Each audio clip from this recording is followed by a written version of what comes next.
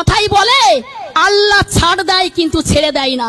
প্রত্যেকটা ধর্মে একতা, ঐকতা, ভালোবাসা, মিলন বন্ধনের কথা লেখা নারায়ে তাকবীর, নারায়ে তাকবীর, নারায়ে তাকবীর। আমরা এই ভারতবর্ষের মাটিকে রক্ষা করার জন্য যদি আমাদের হিন্দু, মুসলিম, শিখ, ইসাই প্রত্যেককে রক্ত দিতে মাটি আমরা ভিজিয়ে দেব, তবু আমাদের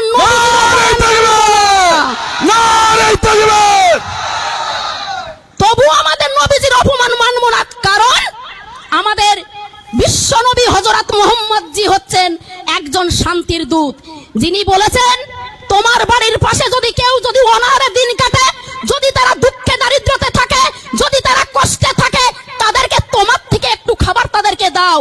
এটাই বলে নবীজির আদর্শ।